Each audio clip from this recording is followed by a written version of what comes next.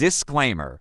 The purpose of this vlog is to educate the viewers about the organic followers or organic subscribers. No individual, groups or team are mentioned on this vlog. May this vlog helps and inspire other creators to create more good and quality content. Thank you and enjoy watching.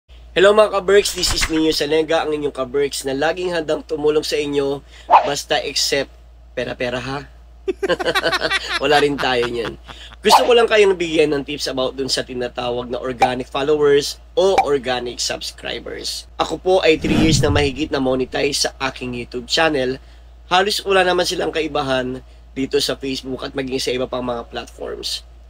Pareha silang may mga requirements bago ka ma-monetize and bago ka kumita sa iyong channel o sa iyong page. Dito sa Facebook, sa YouTube, sa Kumu at kung saan-saan pa. Ano ba ang tinatawag na organic followers o organic subscribers? Dali lang ma-identify yan.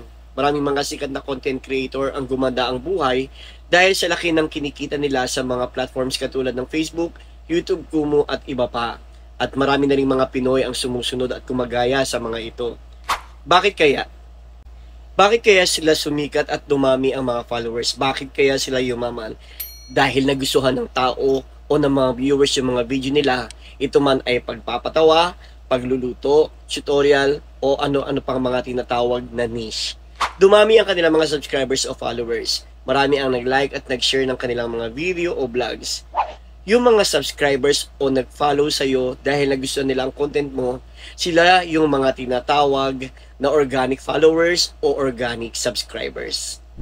Ngayon, ano naman yung mga tinatawag na inorganic followers o inorganic subscribers?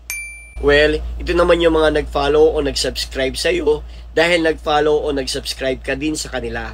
Ito yung tinatawag na follow back o sub back.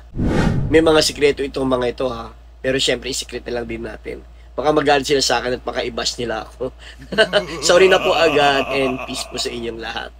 Pero ang masasabi ko lang at may papayo ko po sa inyo, tuloy lang ang laban. Ituloy lang po natin yung pag-upload ng mga tinatawag na quality content. Yung content na nakapagbibigay saya, nakapagtuturo ng mga techniques o troubleshooting, o kaya ay nagbibigay kaalaman pa sa ibang klase pang mga putahe. Dahil kusang dadami ang mga tinatawag na organic followers o organic subscribers mo. Sa susunod ko po na content ay lilinawin, hihimayin at iisa-isay naman po natin ang mga tinatawag na niche. At para sa iba pang mga questions and suggestions, just comment lang po and sasagutin ko po yan isa-isa.